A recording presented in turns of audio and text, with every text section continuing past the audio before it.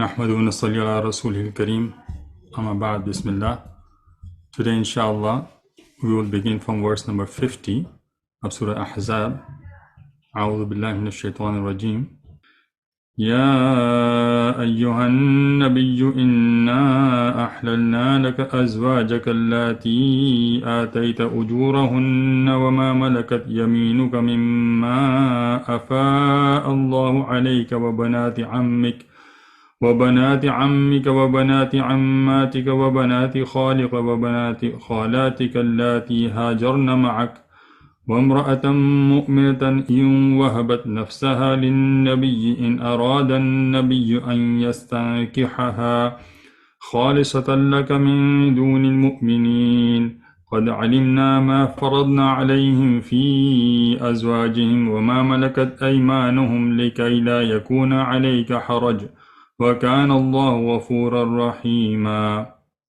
O Prophet, indeed we have made lawful to you your wives to whom you have given their due compensation, and those your right hand possesses from what Allah has returned to you of captives, and the daughters of your paternal uncles and the daughters of your paternal aunts, and the daughters of your maternal uncles and the daughters of your maternal aunts, who immigrated with you, and a believing woman if she gives herself to the Prophet, and if the Prophet wishes to marry her, this is only for you, excluding the other believers.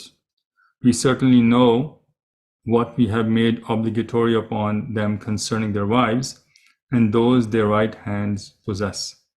But this is for you, in order that there will be upon you no discomfort, and ever is Allah forgiving and merciful.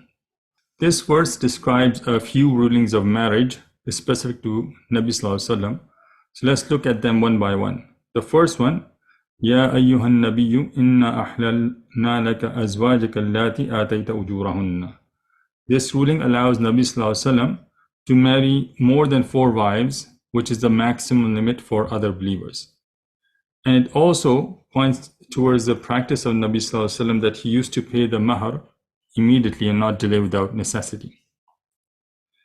So generally this is asked of Muslims why Muhammad Sallallahu Alaihi Wasallam married multiple times.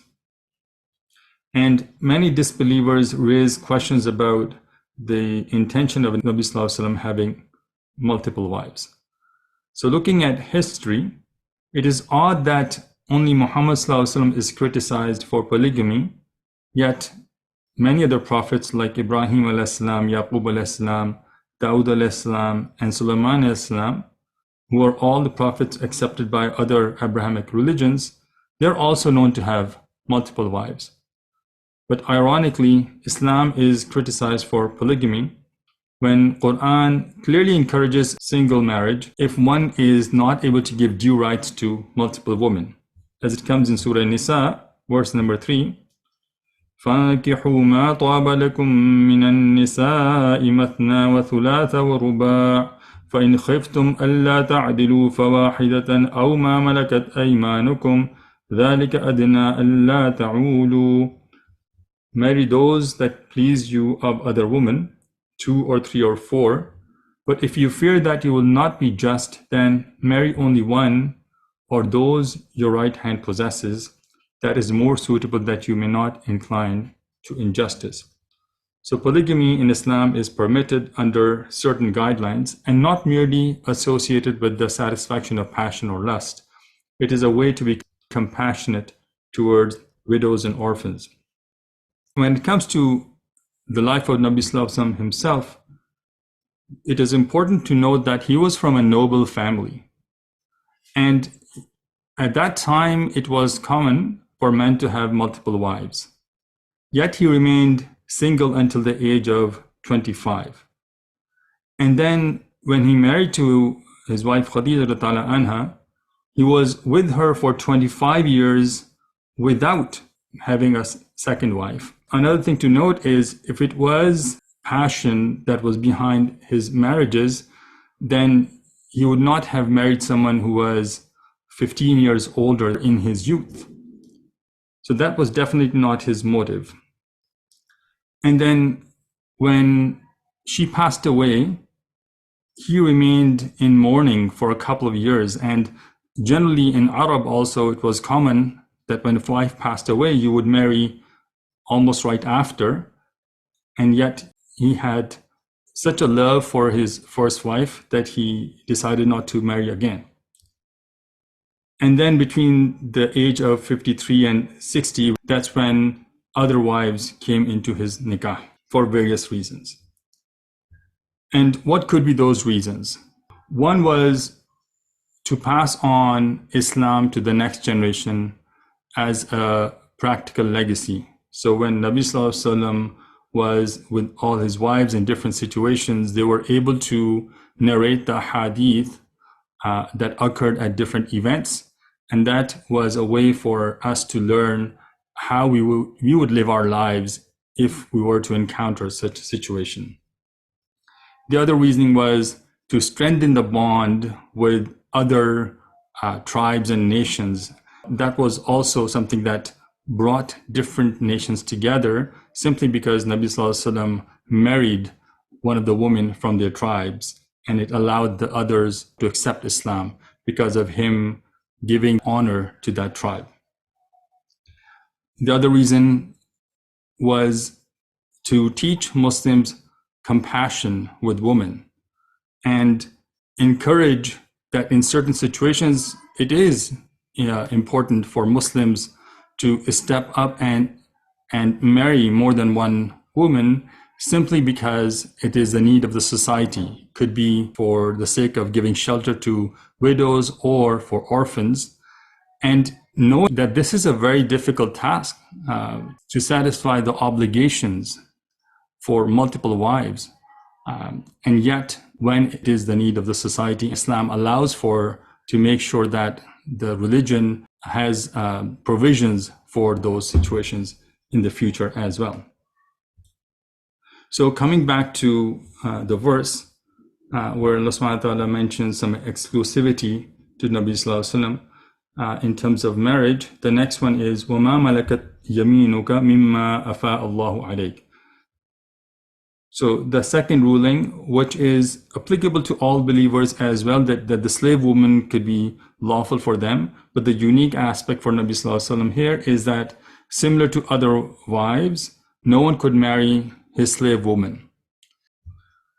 وَبَنَاتِ عَمِّكَ وَبَنَاتِ عَمَّاتِكَ وَبَنَاتِ خَالِكَ وَبَنَاتِ خَالَاتِكَ اللَّاتِي هَاجَرْنَ مَعَكَ. That's a third ruling that is unique to Nabi sallallahu alaihi wasallam, that the cousins of Nabi sallallahu alaihi wasallam were lawful to marry only if they had also migrated to Medina upon his command. So this was a restriction for Nabi sallallahu alaihi wasallam only, because for others it is lawful to marry your cousins. Then the next one is وَامْرَأَةً مُؤْمِنَةً إِنْ وَهَبَتْ نَفْسَهَا لِلنَّبِيِّ إِنْ أَرَادَ النَّبِيُّ أَنْ يَسْتَنْكِحَهَا خَالِصَةً لَكَ مِنْ دُونِ الْمُؤْمِنِينَ. So this ruling is also specific to Nabi sallallahu alaihi wasallam, that he can marry without mahar if the woman proposes to do so. So for other Muslims, even if there is no mahar defined at the time of marriage, the Sharia mandates a default mahar, mahar mithl. But for Nabi sallallahu alaihi wasallam, he was allowed to marry if the woman was agreeable to no mahar.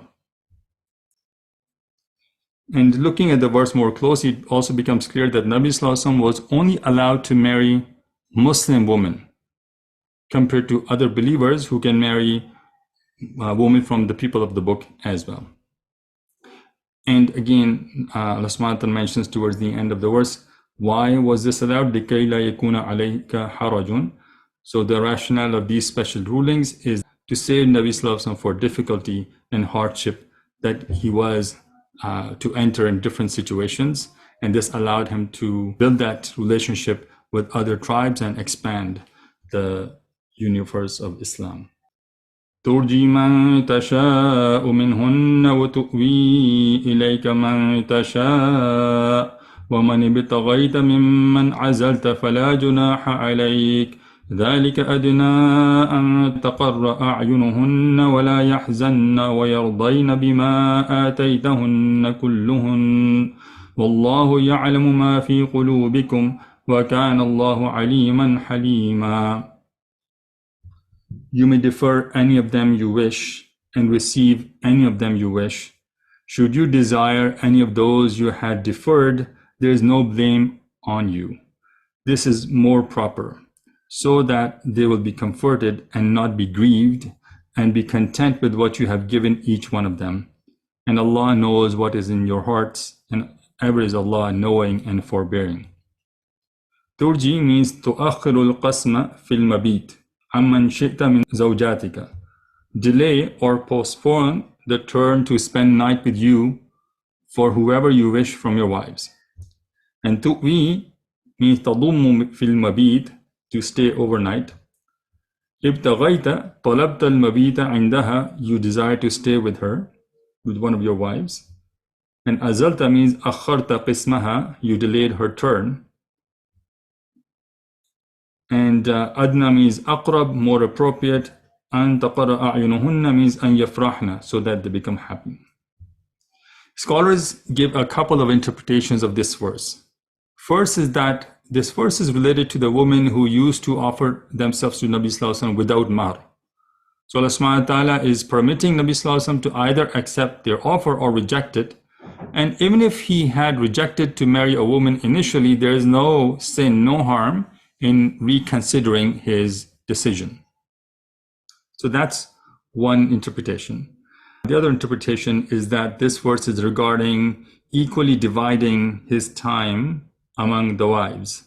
And Allah subhanahu wa ta'ala allowed Nabi sallallahu alaihi wasallam to spend his time with his wives at his discretion. So as an example, he can change the turn of spending night with one of his wives without any sin, or spend more time with one compared to the other.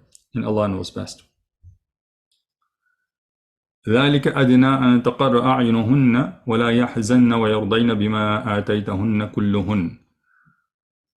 So on the surface, this relief for Nabi Sallallahu Alaihi Wasallam to spend time with whoever he likes most may look unfair to his other wives. But Allah subhanahu wa ta'ala describes the wisdom behind it and explains the benefit of this ruling for the wives of Nabi Sallallahu Alaihi Wasallam. Since he was not obligated to divide his time equally, they were much happy when he decided to come over and honor them with his presence. And they were not bothered as much by why he's spending more time here or there. Anytime he would spend with them, they would understand that he's not obligated to spend that time, and yet he is giving them that attention, and that made them happy, instead of being concerned around why he's not spending enough time with them. Wallahu ya'lamu ma fi qulubikum, meaning Allah subhanahu wa ta'ala knows the inclination of your hearts, and it's common, it's natural for you to be inclined towards one person more than the other. This could apply to your friends, this could apply to your siblings, this could apply to your children, and the same applies for a person with many wives. However, it's important that you give all of them their due rights. So as much as you may have an inclination towards one person more than the other, you are held accountable to give the due rights to everyone. Allah subhanahu wa ta'ala says in Surah Nisa, verse number 129, وَلَن تَسْتَطِيعُوا أَن تَعْدِلُوا بَيْنَ النِّسَاءِ وَلَوْ حَرَصْتُمْ. And you will never be able to be equal in feeling between wives, even if you should strive to do so. So naturally, it is difficult to have the exact same level of attachment or inclination with all your wives, but you are still expected to perform your duties equally with them. So Allah subhanahu wa ta'ala acknowledges this situation, this nature of humans, and does not reprimand on this inclination. Rather, he holds a person accountable for fulfilling his obligation equally among all the relations. Keep in mind that despite this relief that Nabi Sallallahu Alaihi Wasallam had from Allah subhanahu wa ta'ala, he used to take turns visiting each wife, and even asked for permission to changing their turns when the need arose. Narrated by Aisha ta'ala anha in Ibn Majah, she says, قالت كان رسول الله صلى الله عليه وسلم يقسم بين نسائه فيعدل ثم يقول اللهم هذا فعلي فيما أملك ولا تلمني فيما تملك ولا أملك. The Messenger of Allah ﷺ used to divide his time equally among his wives. Then he would say, "O Allah, this is what I am doing with regards to that which is in my control. So do not hold me accountable for that which is under your control and is beyond my control." لا يحل لك النساء من بعد ولا أن تبدل بهن من أزواج ولو أعجبك حسنهن إلا ما ملكت يمينك وكان الله على كل شيء رقيبا. Not lawful to you, O Muhammad, are any additional women after this, nor is it for you to exchange them for other wives, even if their beauty were to please you, except what your right hand possesses, and ever is Allah over all things an observer. So وَلَا أَن تَبَدَّلَ means وَلَا أَن تُطَلِّقَ إِحْدَاهُنَّ لِتَسْتَبْدِلَ بِهَا غَيْرَهَا, and not that you divorce one of them to replace with someone else. And رَقِيبًا means مُطَّلِعًا لَا يَغِيبُ عَنْ عِلْمِهِ شَيْءٌ, aware without missing anything from his knowledge. So the word or the phrase min ba'du can be interpreted in two ways. One is that no women are lawful for you after the current wives. So many scholars say that this restriction was a reward for the wives of Nabi Sallallahu Alaihi Wasallam for choosing him over the worldly life. And some scholars say that it was reciprocal to the restriction on the wives of Nabi Sallallahu Alaihi Wasallam to marry after his death. The second interpretation is that min ba'du is not restricting Nabi Sallallahu Alaihi Wasallam from further marriage, rather it is reinforcing what was described in the previous verse number 50, that Nabi Sallallahu Alaihi Wasallam cannot marry anyone outside of those categories of women, and Allah knows best. And indeed, Nabi Sallallahu Alaihi Wasallam did not marry any woman in addition to his wives at the time of that incident. وَلَا أَن تَبَدَّلَ بِهِنَّ مِنْ أَزْوَاجٍ وَلَوْ أَعْجَبَكَ حُسْنُهُنَّ إِلَّا مَا مَلَكَتْ يَمِينُكَ. This injunction confirms that Nabi Sallallahu Alaihi Wasallam was no longer permitted to divorce a wife and replace with another woman. But there is an exception here for the category of slaves that Nabi Sallallahu Alaihi Wasallam could marry them even if they were Christians or Jews, and that it was lawful to replace them as well.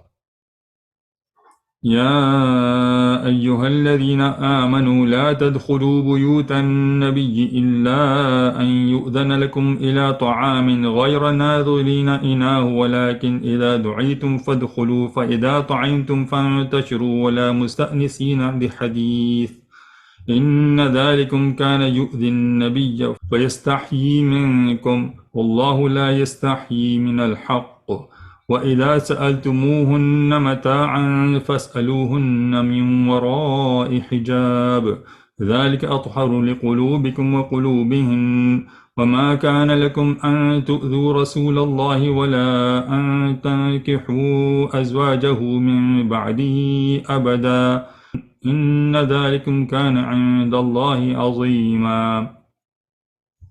O you who have believed, do not enter the houses of the Prophet except when you are permitted for a meal, without awaiting its readiness.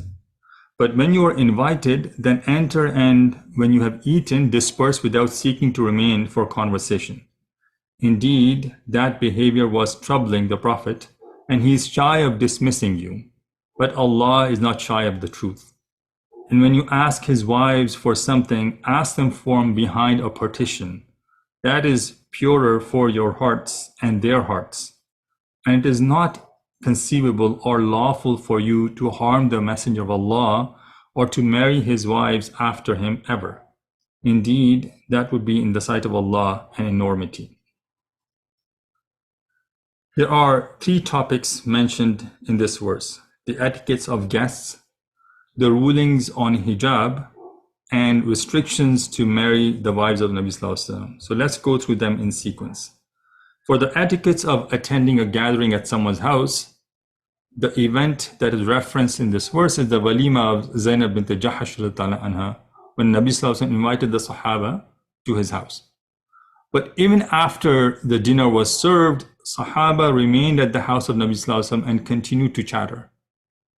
To hint them, Nabi Sallallahu Alaihi Wasallam left the place and came back after some time, but some companions did not clue into the inconvenience of Nabi Sallallahu Alaihi Wasallam. Eventually, Allah subhanahu wa ta'ala revealed the verses and advised the believers of the etiquettes.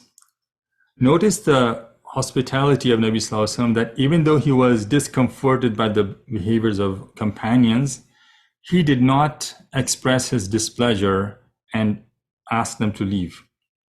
So in summary, we learned the following etiquettes. The first one is to request permission before entering anyone's house. Then the next one is to visit the house at the designated time and not to go too early that the host is busy with preparations and not even ready to receive you. And the third etiquette is not to stay too late after the meal is served that it bothers the host. There's one more etiquette that scholars mention in this regard about uninvited guests. There was a practice among Arabs to watch when food was being cooked in a house, and then they would visit that person so that they can partake in the food. In our times, perhaps we should be mindful not to surprise someone by visiting them right at the time of meal, so they are inconvenienced and they are rushed to arrange for the unexpected guests. Then further in the verse, Allah subhanahu wa ta'ala mentions, إِنَّ ذَلِكُمْ كَانَ يُؤْذِي النَّبِيَّ فَيَسْتَحْيِي مِنْكُمْ وَاللَّهُ لَا يَسْتَحْيِي مِنَ الْحَقِّ. People used to enter the house of Nabi Sallallahu Alaihi Wasallam without permission, which caused him discomfort, but he was shy to forbid them due to his kind nature, Sallallahu Alaihi Wasallam. But Allah subhanahu wa ta'ala revealed clear guidance to establish the privacy of a family and also to announce the etiquettes of social life. Then Allah subhanahu wa ta'ala mentions, وَإِذَا سَأَلْتُمُوهُنَّ مَتَاعًا فَاسْأَلُوهُنَّ مِنْ وَرَاءِ حِجَابٍ ذَلِكُمْ أَطْهَرُ لِقُلُوبِكُمْ وَقُلُوبِهِنْ. So this part of the verse outlines the necessity of hijab by women in front of non-mahram men.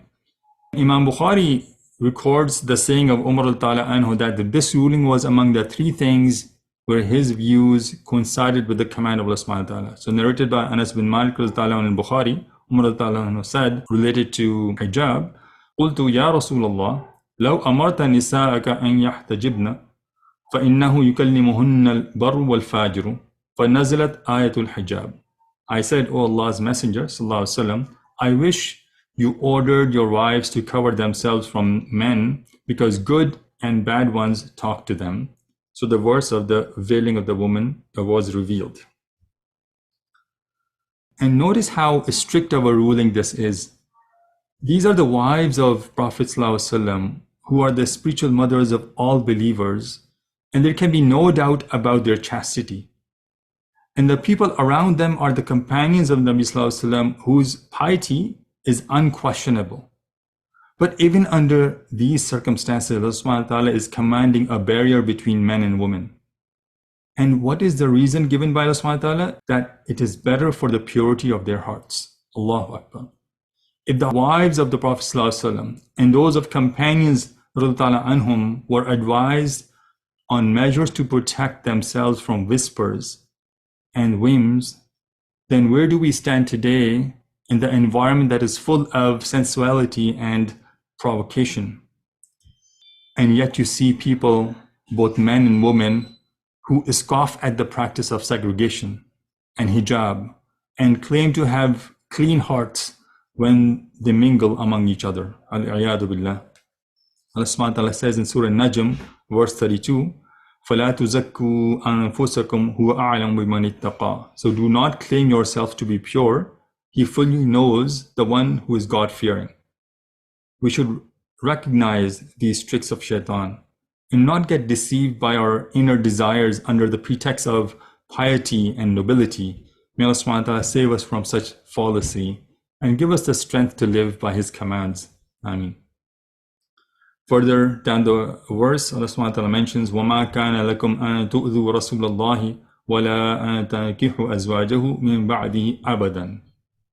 Ibn Kathir rahimahullah mentions that this verse was revealed when a man expressed his desire to marry one of the wives of Nabi Sallallahu Alaihi Wasallam after his death. So Allah subhanahu wa ta'ala clearly stated that this is impermissible ever for any of the wives of Nabi Sallallahu Alaihi Wasallam who were in the nikah at the time of his passing away.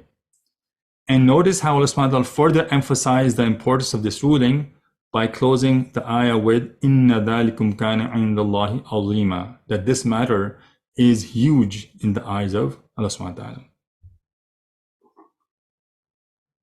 إن تبدوا شيئا أو تخفوه فإن الله كان بكل شيء عليما. Whether you reveal a thing or conceal it, indeed Allah is ever of all things knowing. Allah subhanahu wa ta'ala is aware of all of our inner thoughts, let alone what we utter from our mouths. He knows what we express and what we hide. As it comes to Surah Ghafir, verse 19, يَعْلَمُ خَائِنَةَ الْأَعْيُنِ وَمَا تُخْفِي الصُّدُورِ. He knows that which deceives the eyes and what the breasts conceal. لا جناح عليهن في آبائهن ولا أبنائهن ولا إخوانهن ولا أبناء إخوانهن ولا أبناء أخواتهن ولا نسائهن ولا ما ملكت أيمانهن واتقين الله إن الله كان على كل شيء شهيدا. There is no blame upon women concerning their fathers or their sons, or their brothers or their brothers' sons, or their sisters' sons, or their women, or those their right hands possess. And fear Allah, indeed Allah is ever over all things witness. So لا جناح عليهن لا إثم عليهن في عدم الاحتجاب. There is no sin upon them for not covering. And ولا نسائهن أي النساء المؤمنات. So it is referring to the believing woman only. This verse lists some of the relations where women do not need to practice hijab. It includes fathers, sons, brothers, sons of brothers and sisters, other believing women, and the female slaves. When we look at Surah Nur, verse 31, it mentions a few other relations like father-in-law or young children, etc. I would like to emphasize two relations which we find a lot of neglect these days. One of them is cousins. And there is a lot of mingling among cousins to the point where people think they are like brothers and sisters. But that is not the ruling of Sharia. The hijab between the cousins is the same as it would be for other relationships. Another one is the relationship of either the brothers of the husband or the nephews of the husband. And that again is a relationship that should be under hijab. And yet we see common practice in many families to be mingling without this consideration. So we ask Allah subhanahu wa ta'ala to give us the right understanding of the rulings of hijab and allow us to practice them in our daily lives. وَاتَّقِينَ اللَّهِ إِنَّ اللَّهَ كَانَ عَلَى كُلِّ شَيْءٍ شَهِيدًا, meaning to fear Allah subhanahu wa ta'ala and to practice hijab and other commands, whether you are in a public setting or in private, since Allah subhanahu wa ta'ala is watchful and He's aware of all the places you are in. So we'll stop here inshallah. ربنا تقبل منا إنك أنت السميع العليم وتب علينا إنك أنت التواب الرحيم.